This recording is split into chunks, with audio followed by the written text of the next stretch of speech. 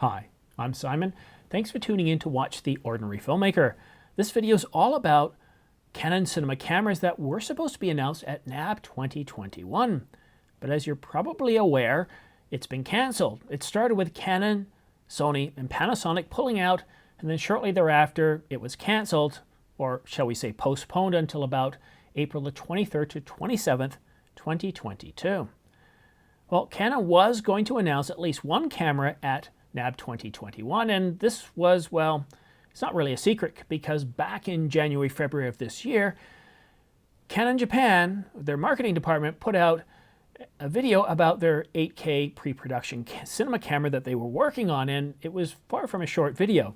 You could see this camera, it was pretty clear it was an 8K cinema camera, and Canon Rumors has been saying all year that we are getting an 8K cinema camera this year, and it's coming out at NAB 2021.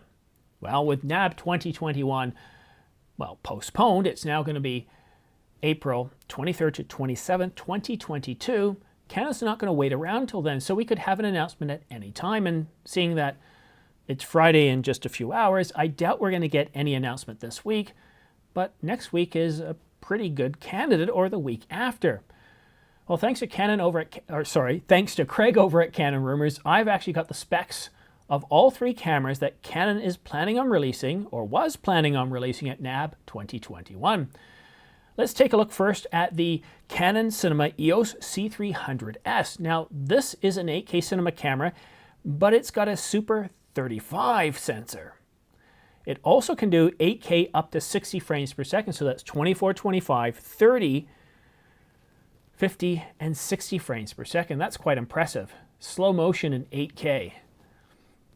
I just wonder how detailed it is. I wonder, still, to be able to do 8K at 60 frames per second, that's pretty impressive. We were just talking about the FX9 Mark II just yesterday.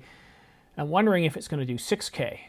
A camera that can do 8K at 60 frames per second, it's quite impressive. Now, in terms of 4K, it can do 4K up to 120 frames per second. And dynamic range, well, it's going to be 16 stops. And it's, of course, going to have Canon's dual pixel autofocus. And of course, as far as sensors go, it's going to have dual DV Digic 8 processors, and it's going to have a 10 millisecond readout in 8K GGO mode. So that's really wonderful. It's looking like a really nice camera. So what about the other 8K camera? Well, I'm going to put them up side by side. I'm going to try and squeeze into the middle here, and you're going to notice very few differences. Obviously, one of them is a full frame, one of them is Super 35. The pixel width is a little different. It's 3.2 micrometers versus 4.65, correct? Yes, 4.65. And again, both of these are using a DGO sensor. The dynamic range on this one is just a little bit better. It's 17 plus stops. That doesn't mean it's going to be 18, but I think it pretty much means you're going to get at least 17, and well, I don't exactly know why. I remember I read up on this last year, and whenever they do a plus, I forgot what that actually means. But anyhow, it's going to have slightly better dynamic range. And one other thing. Oh, this is just an incredible camera. No, that's really it. So it's a different sensor size, different pixel width, and of course, more dynamic stops. And of course, it's going to have a different name. It's going to be called the Canon Cinema EOS C500S. Sorry, I'm just a little bit amazed by technology here. And I know these are bigger units, and I know this is not something I'm going to want to have for my daily run and gun. I'll just look a little bit silly. I'll look like one of those crazy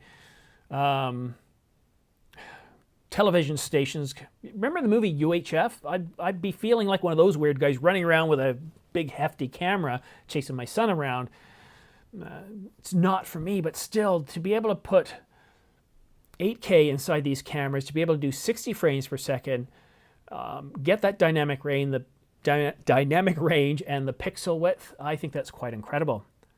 But now, let's push this away so now I can be full screen. And let's take a look at the other camera that Canon's about to announce. Now, this one's all about 4K. You ready? All right, let me flip the screen here.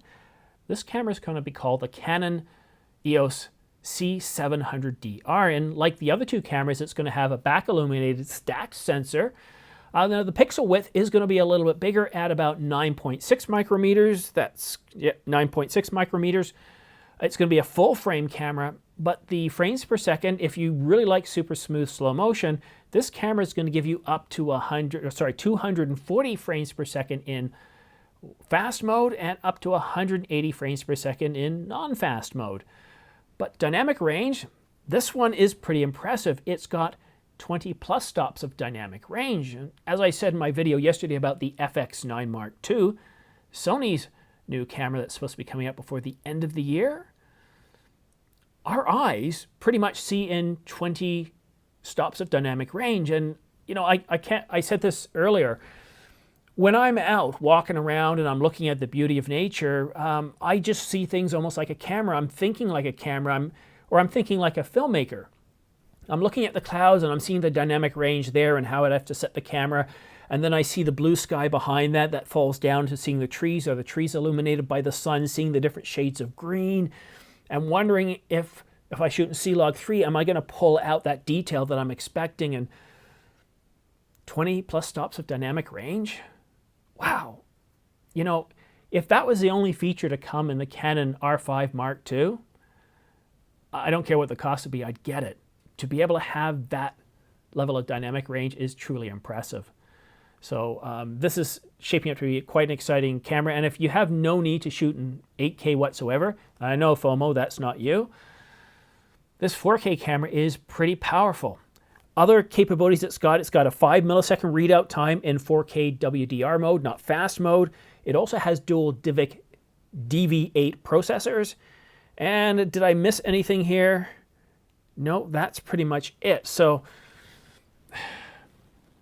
I'm pretty impressed with these cameras. Now, what do you think? Are you interested in, or do you shoot with a cinema camera? I know that James Jackson Films, who's been appearing with me on several live streams recently, shoots with the C70, and I'm wondering if any of these cameras could get him interested. Now, one thing, and granted, it's a pretty big thing, is what is the cost of these cameras? Cinema cameras can cost, well, an awful lot of money. You can get a really nice car for the price of a cinema camera. I mean, look at the Red, the Aries, and even the Canon cinema cameras are very expensive. Canon currently doesn't have 8K. Now the C700, I believe, if I remember correctly, this camera is usually in the upper $20,000. And, you know, I might be completely wrong with this, but I know that some of Canon cinema cameras are right up there around $30,000. But we now have 8K in a $4,000 mirrorless camera. And this is where I'm really trying to understand the roadmap here. So we got the EOS R5 that does 8K RAW, but it's a mirrorless camera and it's pretty constricted. So is the R5C coming out, which would bridge into the cinema line? Now, if they really is going to be an R5C, then I really wonder about the price of these cameras with 8K. What is going to differentiate 8K at the low end to the high end? Because it's more than just the resolution and the frame rates. It's many other things. It's whether camera's broadcast ready, what kind of SDI ports, what kind of audio ports, how many audio ports, what kind of variable ND filters, how many stops, do they have automatic modes like the FX9 does, which I think does a really terrific job. That camera, its automatic capabilities from focusing to the variable ND filters, or sorry, the neutral ND filters, sorry, the variable neutral density filters. It's only 8 o'clock, but I think I'm starting to lose it. I've been busy in the books, on the computer, doing all sorts of technology reference models all day long, and so now I'm having a little bit of trouble with my words, so I apologize if I'm tripping over my words, but if it gets too annoying, just go to another channel. Don't give yourself a lot of stress. It's just me. Oh, and one other thing, a quick interruption before I get back to the cameras. Please subscribe and like. Now, your subscribes, likes, and even your dislikes really help the channel grow because it provides feedback, and I don't know why. It just feeds into YouTube's algorithm, and they'll start sharing my videos with more and more people, and that helps this channel grow. So back to the cameras now. We've got 3 amazing cameras that are most likely to be announced within the next couple of weeks. We've got 2 8K cameras, one of them being a full frame, and the other being a Super 35. So if you hate Super 35, well, you got a full frame, and if you hate full frame, you got a Super 35, and if you're hoping for an 8K Micro Four Thirds camera from Canon, yeah, it's not going to happen.